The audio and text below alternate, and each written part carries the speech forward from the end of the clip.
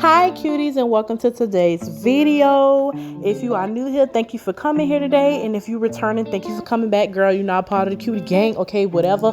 But let's get to this nail set. So this was I never really used a lot of pearls and things like that before, and that's kind of like what I wanted to go for, but at the same time I didn't know what color I wanted to do. So when I'm in doubt, I do pink.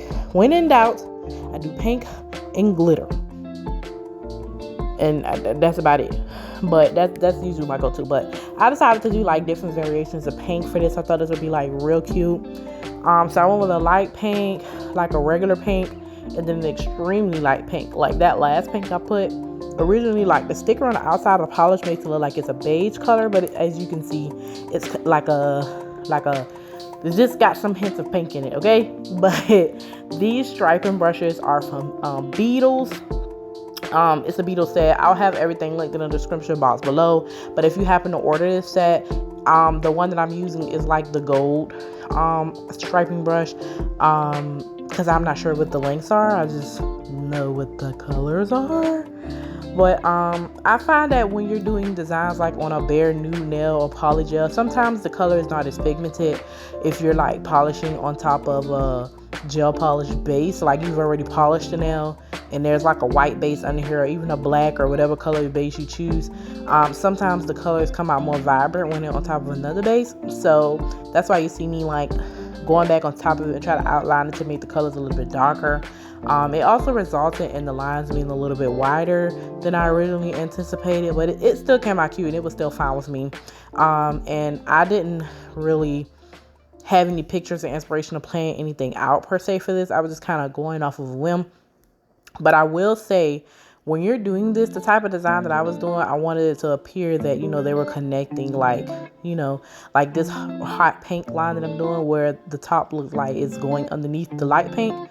I should have cured the light pinks first, because sometimes as close or as careful as I was trying to be, sometimes that brush ran into the other color polishes and it could mix the color in that one spot, but the camera just didn't pick up on that, or it didn't like show that, because it was a small amount, but I could see it with my naked eye. So I would recommend maybe cure it in between so that you can't mess up the lines that you like or that you feel like you've done a good job on and you're happy with those, because one little thing you can accidentally, drop something on the nail and it just messed up all that hard work that you've done. So yeah, if I could do anything over, I would recommend to cure the lines as you go.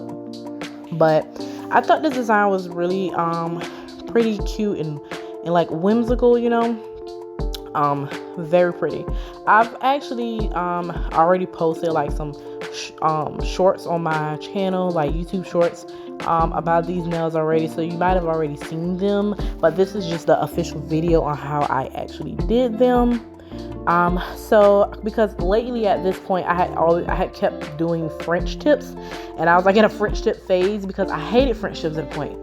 And hear me out, I hated French tips because I would always see them on short nails, and I just always loved the long nails as a kid because I felt like they got the best design. So I was like, I don't like simple plain little short or like medium nails. Like short, don't get me wrong, short and medium nails to be cute. Like the way they be doing them up now is cute. But when I was a kid, they weren't that cute. So I never was like in love with them. So I didn't like French tip, especially a typical plain white tip.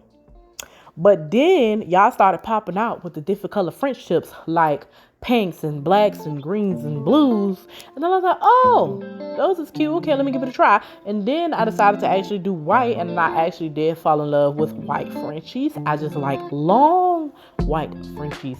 So on long nails. So yeah, now I like French tips.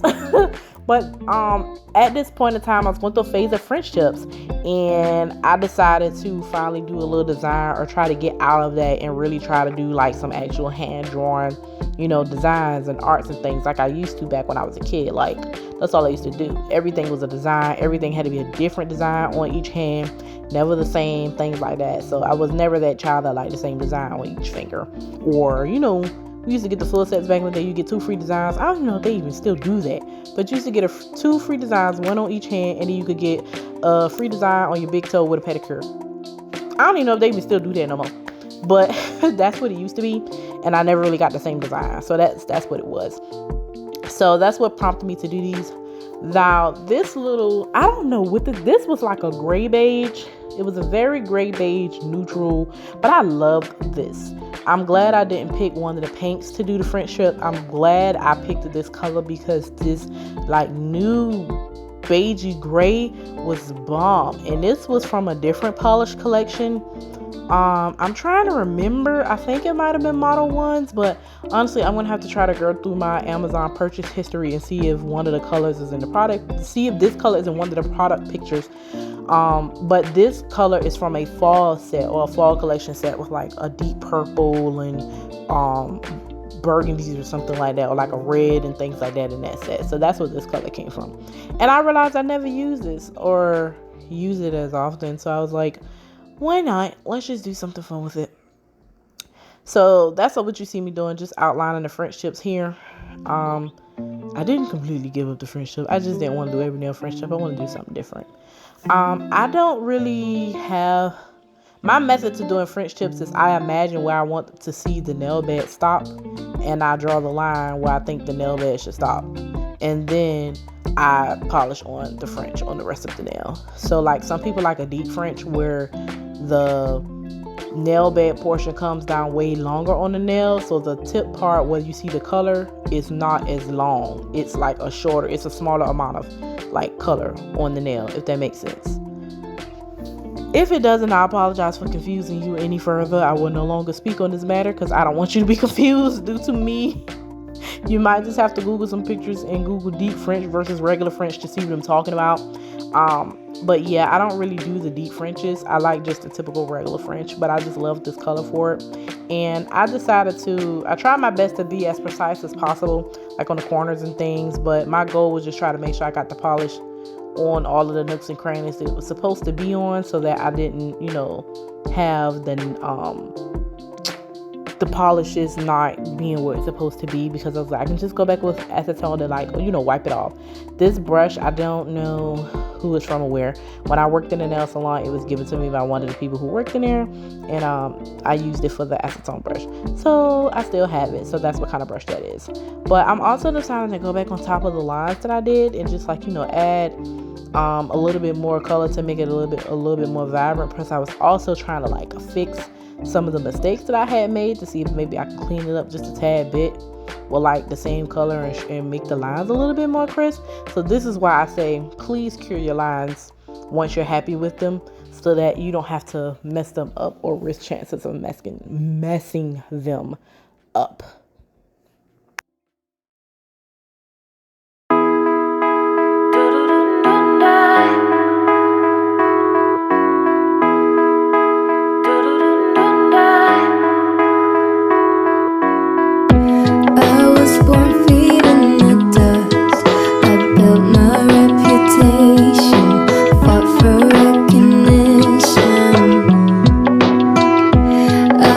Raised an underdog.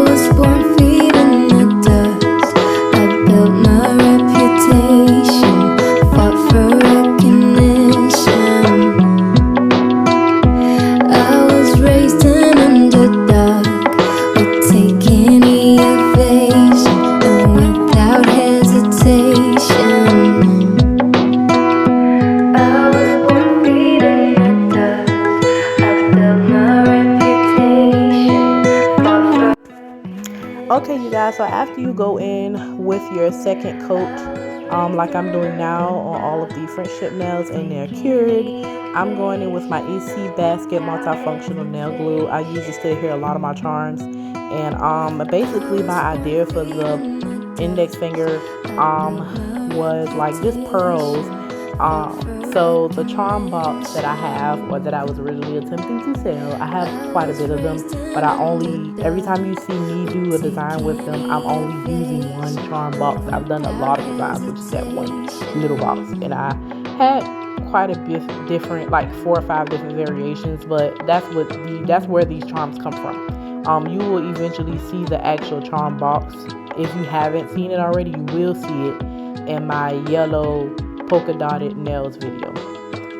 But basically I'm just adding the heart pearls and some caviar beads in there. And these caviar beads, there are some that were small and some that were big, so I was trying to add like different variations. But also with this like Easy Basket glue, you have to like move quickly, because if you put too much, it'll cause the beads to slide. As you can see, one of them is sliding off in the corner right now as we speak. So I was trying to hurry up and like put them where I wanted them, and had to cure it really, really, really fast. Even if I flash cured it just for a second to get it to stay, and then maybe like go back and add some more or something like that, and then fully cure it. But yeah, because they're balls, I mean they're spheres, it's expected for me to kind of roll off in a sense, because the stuff is not super duper sticky when it's, you know, the gel glue or the nail glue is not super sticky per se to stop it from rolling. It's still a spear, so it's gonna roll. So I would just advise you to, if you use this or you want to do something like that, to just move as quickly as possible, or maybe work in sections, like do the polka dots in sections.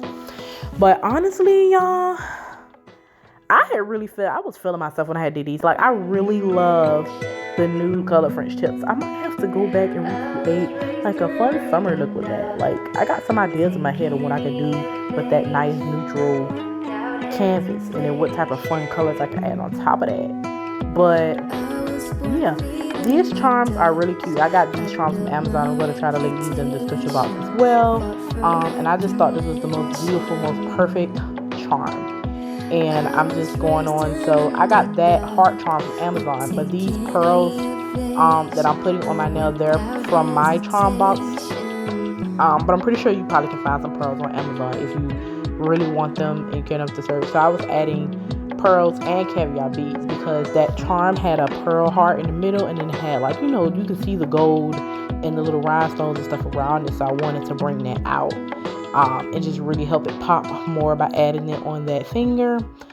So yeah, these nails, when it came to like the charms that I added, were they weren't super extra, but they were a little bit more extra than I'm used to. I usually stick to maybe 1 or 2 nails per hand, unless I'm doing the thing where you put 1 stone on each finger, like up at the top or the middle or the bottom or something like that, like something simple. But when it comes to like doing something real extra, like I'm extra, but I don't want to be too extra over the top, so I don't put so many things on so many different fingers on the same hand. Like, it has to be minimum maybe 2. But this time I did 3 nails with a lot of charms, because I felt like the middle finger needed love too, so I decided to go back. And y'all, these little gold heart metal frame things, I thought this was such a cool, neat idea, but I was having trouble with them popping off throughout. Like, after I did this set, I need to find a better solution that will hold it down. Maybe I need to try Zule's bling glue, or I don't know. But for the time being, I thought this was a really, really, really cute idea to place the pearls inside of the frames of the hearts and things like that. But I'm not going to do too much talking in the design part. I just want you guys to really see the creativity behind it. So I'm going to log off here, but I want to thank you guys so much for coming to today's video. Don't forget to like, comment, share, and subscribe. And also, you're not going to see me in the next video, because another video I said that I'm not going to see you, but you will see me in my hands. And don't be talking about my hands, okay? Because when I do my nails, they get rusty, crusty, and ashy, because I always fill them in before I always fill my nails in before I record a design video. So a lot of times it's just the roughness of acetone and all that other stuff on top of that. So if my hands are ashy, I apologize, y'all, but I always lotion them towards the end for the final shot, so that can look cute. But yes, and leave a comment to let me know if you guys want me to do a story time on my time in the nail salon, so you guys can know how that went for me, or if you guys are just interested in some story times at all, and just leave some suggestions in the comments about type of things you want to see from me regarding polygel, things like that. But thanks again for watching today's video, cuties, and don't forget to once again like, comment, share, and subscribe. Bye. Mwah.